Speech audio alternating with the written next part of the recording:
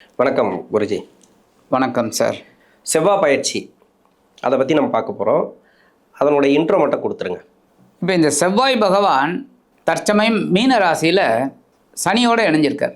இந்த பூமிக்காரகன் மங்களக்காரகன் சொல்லக்கூடிய இந்த செவ்வாய் பகவான் 11/5/2026 முதல் 20/6/2026 வரைக்கும் மேஷ ராசியில் ஆட்சி அமைக்கிறார். ஏன்னா மேஷ ராசி அவரோட சொந்த வீடு.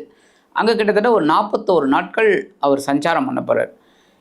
இது இந்த சனி பகவானை விட்டு விலகினோடனே அவருக்கு ஒரு சுபிக்ஷம் கிடச்சிடுறது, ஒரு டென்ஷன் குறைஞ்சிடுறது. அதுவும் அவரோட வீடு அப்படிங்கும்போது அவர் உற்சாகமாக நிறைய ராசிகளுக்கு நல்லது பண்ண போகிறார். ஆட்சி வீடு அதனால் நிறைய பேருக்கு நல்லது பண்ண போகிறார். அந்த வகையில் ஒவ்வொரு ராசிக்கும் இந்த செவ்வாய் பகவான் என்ன மாதிரி ஒரு பலன்களை கொடுக்க போகிறார் அப்படிங்கிறத நம்ம இப்போ பார்ப்போம்.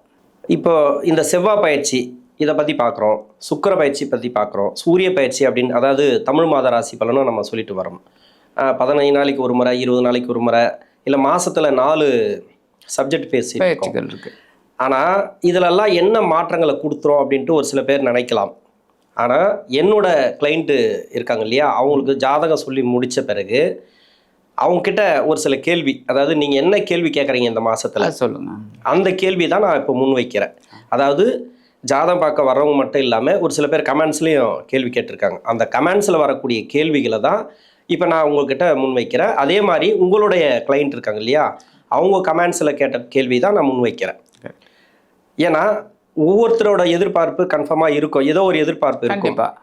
ஏன்னா இந்த மாதத்தில் நடக்குமா, இப்போ செவ்வாய் ஆட்சி ஆகி நிற்கிறாருனாக்கா ஒரு சில பேருக்கு பண வரவை எதிர்பார்த்துட்டு இருக்கலாம், திருமணத்துக்காக எதிர்பார்த்துட்டு இருக்கலாம், ஒரு சில பேர் முதலீடுக்காக எதிர்பார்த்துட்டு இருக்கலாம். அது இப்போ குரு பயிற்சி ஆன பிறகு தான் கொடுக்கும், இல்லை சனி பயிற்சி ஆன பிறகு தான் கொடுக்கும், இல்லை ராகுகேது பயிற்சிக்கு தான் கொடுக்கும் அப்படின்னு கிடையாது. அது அந்த ராகுகேது பயிற்சியோ குரு பயிற்சியோ அது ஒரு காமனாக மொத்தமாக சொல்லிடுவாங்க. அது எப்போன்னு ஒன்று இருக்கு இல்லையா, அது செவ்வாய் ஆட்சி ஆகி நிற்கும் போதும் இருக்கலாம். இன்னொன்று சுக்கிரன் அந்த பயிற்சிகளில் கூட நிற்கலாம், ஆட்சி ஆகி நிற்கும் போது கூட இருக்கலாம். அதாவது கோச்சாரத்தில் ஒரு சில கிரகங்கள் பார்வை சேர்க்கை இருக்கு இல்லையா, அந்த டைமில் கூட நீங்கள் நினச்சதை நடக்கலாம். அதுக்காக தான் ஒவ்வொரு பயிற்சிக்கும் நம்ம விளக்கங்களை கொடுத்துட்டே வரோம். அதன்படி பார்க்கும்போது மகர ராசிக்கு 4ஆம் அதிபதினு சொல்லக்கூடியவர், 11ஆம் அதிபதினு சொல்லக்கூடியவர் இந்த செவ்வாய் பயிற்சி மகர ராசிக்கு எப்படி இருக்கும்? ஏன்னா ஆட்சி ஆகி உட்கார்றார் 4ஆம் இடத்துல, அதனால ஒரு நல்ல ஒரு மாற்றங்களை கொடுக்குமா? இப்போ சாதாரணமாக சில கிரகங்கள் பகைமை நட்பு அப்படின்லாம் சொல்லுவாங்க. பட் இது கோச்சாரம் அப்படிங்கும்போது 41 நாட்கள் ஒரு இடத்துல இருக்காங்கன்னா அந்த இடத்துக்கு உண்டான ஒரு பாவத்தை கண்டிப்பாக கொடுப்பாங்க. அந்த வகையில் இந்த மகர ராசினியர்களுக்கு செவ்வாய் ரொம்ப அதி அற்புதமான ஒரு இது. ஏன்னா சுகாதிபதி லாபாதிபதி 4-11, அதனால் இவங்களுக்கு சுகங்களையும் கொடுக்கணும், லாபங்களையும் கொடுக்கக்கூடியவர் இவர் தான். அப்போ இந்த சுகாதிபதி சுகஸ்தானத்திலே ஆட்சி அமைத்து சஞ்சாரம் பண்ண போகிறார். ஸோ இந்த வகையில் இவங்களுக்கு இந்த செவ்வாய் பயிற்சி மிக உன்னதமான ஒரு காலகட்டம், நல்லபடியான ஒரு காலகட்டம்.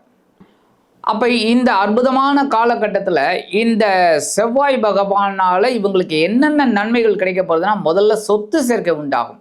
எதிர்பாராத, அதாவது ரொம்ப நாளாக திட்டம் போட்டுருப்பாங்க எங்கேயாவது ஒரு லேண்டு வாங்கணும் என்ன, அப்போ இந்த மனைக்காரகனே பூமிக்காரகனே செவ்வாய் தான். அதுவும் சுகஸ்தானத்தில் வரும்போது கண்டிப்பாக வீடு மனை வாகனம் இதெல்லாம் வாங்கப்பட்ட திட்டம் அவங்களுக்கு வெற்றியை கொடுக்கும்.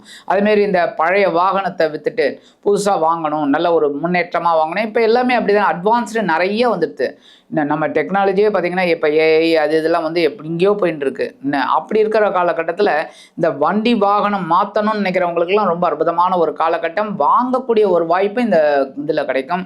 அதேமாரி உத்தியோகம் அப்படின்னு பார்த்திங்கன்னா கண்டிப்பாக ஒரு இடமாற்றம் கிடைக்கும் அவங்களுக்கு உத்தியோகத்தில். அதாவது இடமாற்றம்னா எப்படி அப்படின்னா, ஒரு பதவி மாற்றம், பதவி உயர்வு, அந்த மாதிரிலாம் வரத்துக்கு வாய்ப்பு இருக்குது. அரசாங்கத்துறையில் இருக்கிறவங்களுக்குலாம் கண்டிப்பாக ஒரு எதிர்பாராத இடமாற்றம், நல்லபடியாக ஒரு சம்பள உயர்வோடு கிடைக்கக்கூடிய ஒரு இடமாற்றம். அதேமாரி லாபாதிபதியும் இவர் தான். ஸோ தொழில் வியாபாரம் அதில் இருக்கிறவாளுக்கெல்லாம் கொஞ்சம் இப்போ ஒரு மாற்றம் கிடைக்கும். அதாவது அவங்களுக்கு பார்த்திங்கன்னா ஒரு 3 மாதமாகவே தொழில் பெரிய அளவில் வரல, போயிட்டுருக்கு. சாதாரணமாக சர்வே பண்ணிகிட்ருக்காங்க, சாதாரணமாக என்ன மீட் அவுட் பண்ணிட்டு இருக்காங்க. அந்த வகையில் இப்போ ஒரு உயர்வுகள் கண்டிப்பாக கிடைக்கக்கூடிய ஒரு காலகட்டம் இந்த செவ்வாய் பகவானால் அற்புதமாக கிடைக்கும். ஓகே, மகர ராசிக்கு படிப்பு ரீதியாக எப்படி இருக்கும்? படிப்பு ரொம்ப அற்புதமாக வரக்கூடிய காலகட்டம். ஏன்னா சாதாரணமாக மகர ராசியில் படிக்கக்கூடிய குழந்தைகள் நிறைய பேர் இருக்கா. ஏன்னா உத்திராடம் திருவோணம் அவிட்டம், உத்திராடம் சூரியனோடது, அடுத்து பார்த்திங்கன்னா சந்திரனோடது, செவ்வாயோடது. ஸோ இந்த இடத்துல பார்த்திங்கன்னா இந்த 3 கிரகமுமே சனி பகவானுக்கு ஆகாது. ஆமாம். என்ன ஆனால் அங்கே தான் உட்காந்துட்டு இருக்கு. அவர்தான் ராசி அதிபதி. ராசி அதிபதி. அப்போ எந்த கிரகத்தில் உட்கார்ந்தாலும் நட்சத்திர சாரம்னு பார்த்தீங்கன்னா இந்த உத்திராடம், திருவோணம், அவிட்டம் தான். அப்போ இந்த அவிட்டம் நட்சத்திரக்காரங்க ரொம்ப நல்லா படிப்பாங்க. திருவோணம் பார்த்தீங்கன்னா சாதாரணமாக படிப்பாங்க. அதாவது அவங்க படிக்கிறதே தெரியாது, ஆனால் மார்க் வாங்கிட்டு வந்துடுவாங்க. நிறைய பேர் சொல்லுவாங்க படிடா படிடா படிடான்னு, எல்லாம் சைக்கிள் எடுத்துன்னு சுற்றின்னு இருப்பானுங்க, இல்லை கிரிக்கெட் விளையாடின்னு இருப்பானுங்க. ஆனால் இந்த குழந்தைகள் திருவோணம் பார்த்தீங்கன்னா சாதாரணமாகவே அமைதியாக உட்காந்து படிச்சிடும். அடுத்த உத்திராடம் தேவையே இல்லை, அவங்களுக்கு கொஞ்சம் அறிவு எப்போவுமே ஒரு மாதிரி இருக்கும், ஆளுமை வேணும் அப்படிங்கிறது நம்மளே வந்துடுவாங்க. ஸோ இந்த காலகட்டம் படிக்கிற குழந்தைகளுக்கு ஒரு செவ்வாய் ஒரு உத்வேகத்தை கொடுக்கக்கூடிய ஒரு காலகட்டம். ஓகே, திருமணத்துக்கு உண்டான காலமா? ஏன்னா 4ஆம் அதிபதி 4க்குடைய இடத்துல ஆட்சி பெற்று அமரக்கூடிய காலம், மங்களக்காரகன் சொல்லக்கூடிய செவ்வாய். ஏன்னா திருமண ரீதியாக நிறைய பேருக்கு வந்து ப்ராப்ளத்தை கொடுத்துருக்கு. ஏன்னா 7ஆம் இடத்தை பார்க்குறாரு. இப்போ 4ஆம் பார்வையாக ராசிக்கு 7ஆம் இடத்தை வந்து செவ்வாய் பார்க்கறது. திருமண முன்னேற்றங்கள் ஏற்படுமா? இப்போ திருமண வாழ்க்கையில் இருக்கிறாங்க, அவங்களுக்கு வந்து கருத்து வேறுபாடால் பிரிஞ்சிருக்கிறாங்க, சேரக்கூடிய வாய்ப்பு இருக்கா? அது மட்டும் இல்லாமல் இல்லை கணவன் மனைவியாக இருக்கிறாங்க, ஒற்றுமை இல்லாமல் இருப்பாங்க, அவங்களுக்கெல்லாம் எப்படி இருக்கும்? ரொம்ப அற்புதமான கேள்வி. ஏன்னா இந்த மகர ராசியில் நான் பார்த்த வகையில் திருவோணம் நட்சத்திரம் தான் ரொம்ப அடி வாங்குறாங்க. இந்த வாழ்க்கை இல்லற வாழ்க்கையில் அவங்களுக்கு தான் ரொம்ப இது டைவர்ஸு, இல்லைன்னா ஏதாவது ஒன்று, அதாவது ஹஸ்பண்ட் வந்து இறந்துடுவார், அந்த மாதிரிலாம் ஒரு நிறைய ஒரு மைனஸ் பாயிண்ட் அவங்களுக்கு இருக்குது. ஆனால் அதே சமயம் அவங்களுக்கு நீங்கள் சொல்கிற மாதிரி மறுமணம் அப்படிங்கிறது நல்லபடியாக அமையும். சரி, இல்லற வாழ்க்கையிலே இருக்காங்க, அது நிறைய பேருக்கு. ஏன்னா இதெல்லாம் வந்து தசாபக்தி படி தான் நடக்க போகிறது. பட் அந்த வகையில் இந்த இல்லற வாழ்க்கையை நோக்கி பயணம் போகக்கூடிய ஒரு புதுமண அவங்களுக்கு கண்டிப்பாக திருமண யோகம் உண்டாயிடும். ஏன்னா இப்போ வந்து குரு மாறப்போகிறார். குரு வந்து ரொம்ப இது இப்போ செவ்வாயும் ஃபேவரபுளாக இருக்கார்.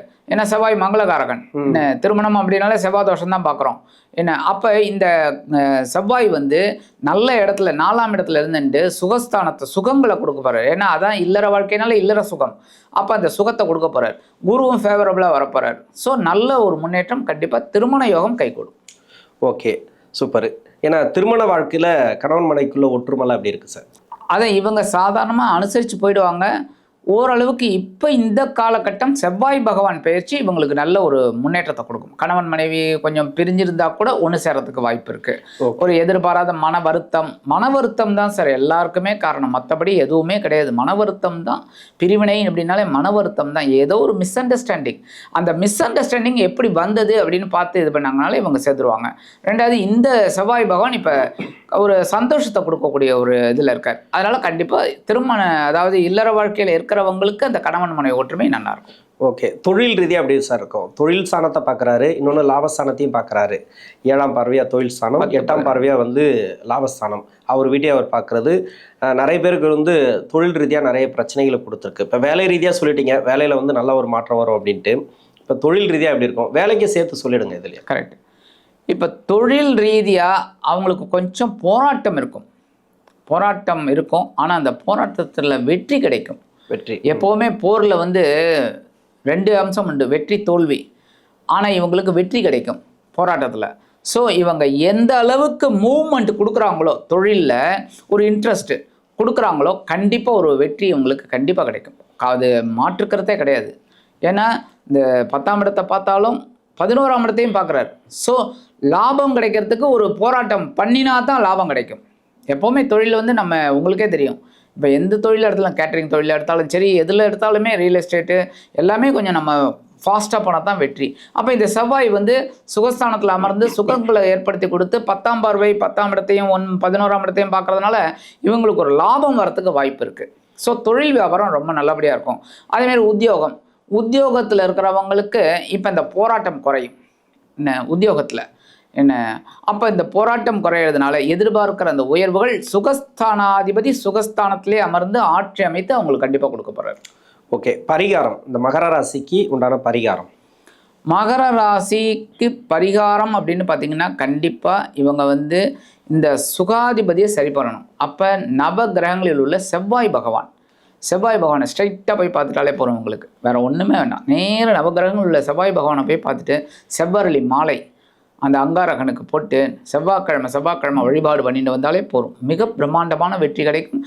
சுகாதிபதி சுகஸ்தானத்தில் ஆட்சி அமைத்து ஒரு அற்புதமான சுகங்களை கண்டிப்பாக கொடுப்பார் என்று கூறி விடைபெறுகிறேன். நன்றி. நன்றி.